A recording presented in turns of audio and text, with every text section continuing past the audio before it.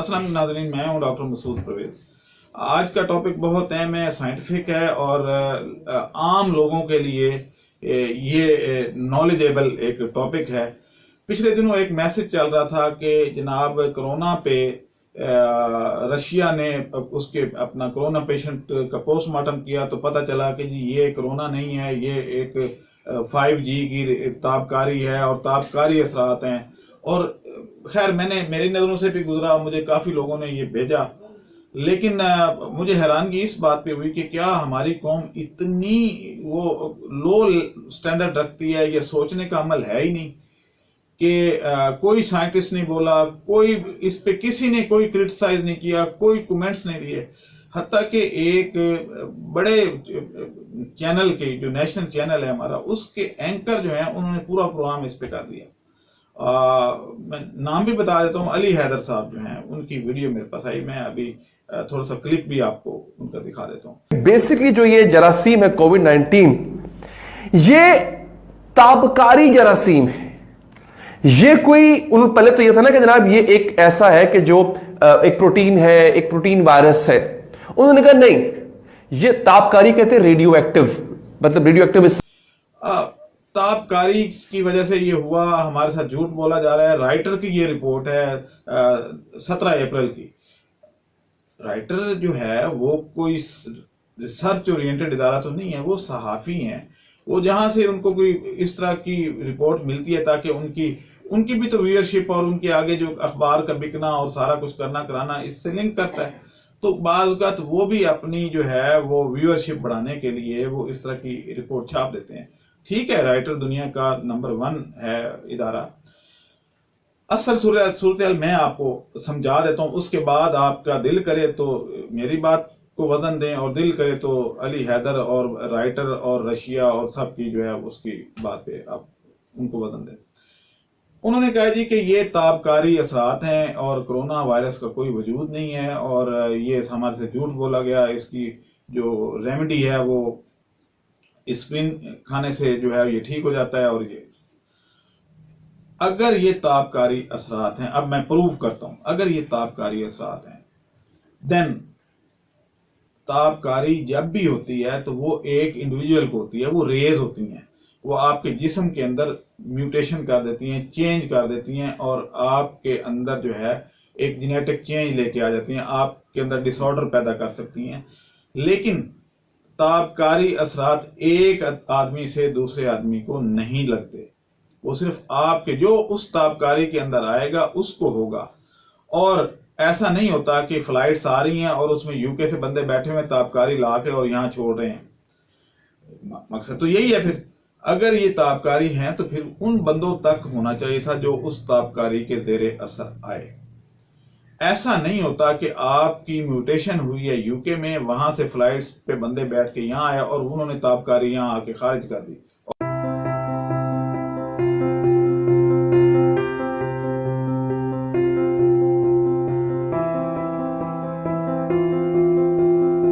और हमें भी हो गया। ताबकारी एक बंदे से दूसरे बंदे को नहीं लगती, पहली बात। दूसरी बात यह है कि ताबकारी जो है वो इस तरीके से तो होता ही नहीं है कि आप के अंदर रेडिएशन आई और वो मुसलसल रहती है और वो कम्युनिकेट भी कर रही है और उसकी फिर वैक्सीन भी बन जाए। यानी अब कोरोना की वैक्सीन हो रही है, ताबकारी की कोई वैक्सीन नहीं हो सकती। ताबकारी जो है वो तो शुआएं हैं।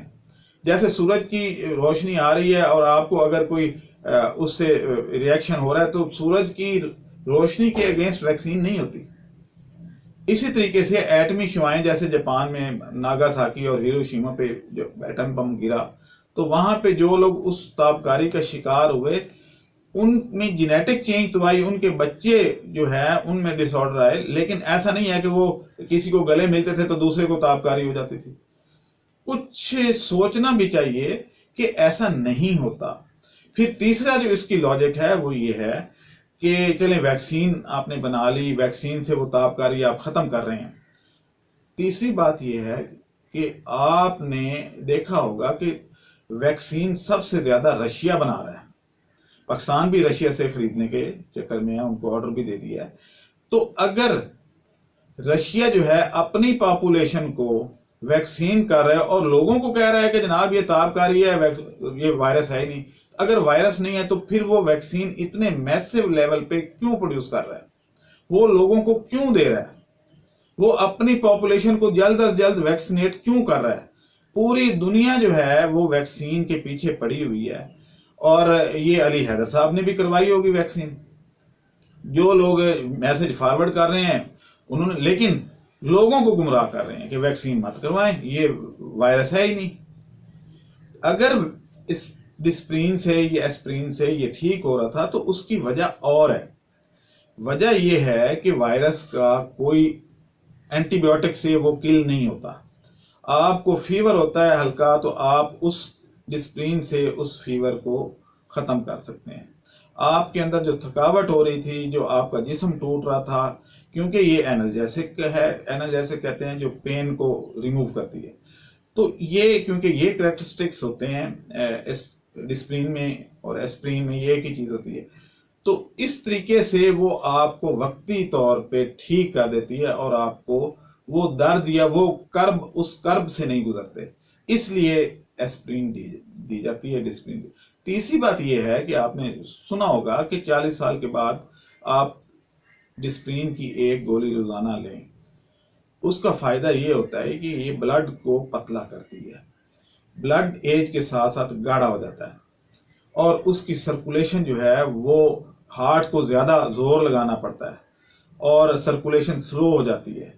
اسی لیے ایج کے ساتھ آپ کا بی پی بھی تھوڑا سا اپ ہوتا ہے، کیونکہ آپ کا خون گاڑھا ہو رہا ہے اور آپ کی جو شریانیں ہیں وہ شرنک ہو رہی ہوتی ہیں. ان کا جو اندر جم جاتا ہے، جس کو آپ کولیسٹرول کہہ لیں، تو وہ کولیسٹرول جب جم جاتا ہے پھر ان کی فلیکسیبلٹی جو ہے وہ کم ہو جاتی ہے، ان میں ہارڈنس آنی شروع ہو جاتی ہے. تو وہ پائپ، جیسے پائپ پلاسٹک کا شروع میں جب آتا ہے تو بہت سافٹ ہوتا ہے، وقت کے ساتھ ساتھ وہ ہارڈ ہو جاتا ہے. یعنی شروع میں آئے تو وہ ہر جگہ سے پچک رہا ہوتا ہے کبھی کچھ، لیکن جیسے ہی وقت گزرتا جاتا ہے وہ ہارڈ ہونا شروع ہو جاتا ہے.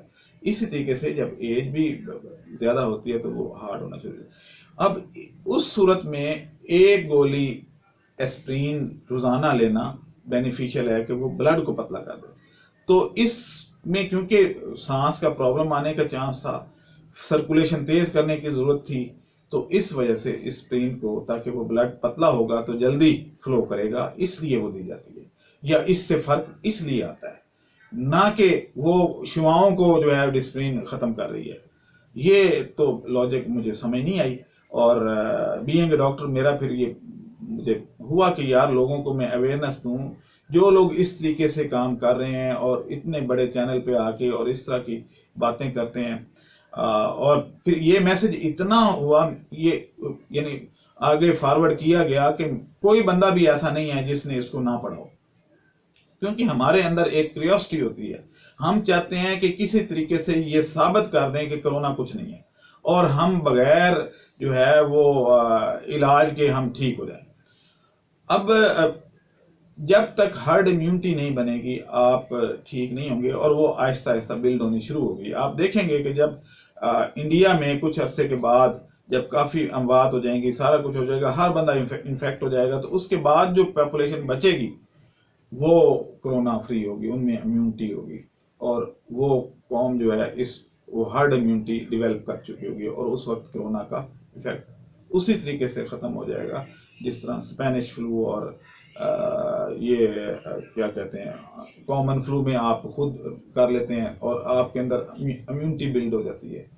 طاعون کی بیماری جیسے ہوئی تھی تو اس میں سے پاپولیشن نکل آتی ہے. یہ نیچرل ایک پروسیس ہے. تو آج کے لیے بس اتنا ہی آپ کو سمجھانا تھا کہ کوئی بھی بات، سنی سنائی بات آگے فارورڈ نہ کر دیا کریں. یہ میسج بھی آگے فارورڈ کرنا، سنا سنایا میسج، کمپوز کیا ہوا میسج آگے فارورڈ کرنا آدمی کے جھوٹا ہونے کے لیے کافی ہے. خود پہلے تحقیق کر لیا کریں، اگر خود نہیں کر سکتے تو کسی اچھے ڈاکٹر سے یا کسی پڑھے لکھے بندے سے پوچھ لیا کریں.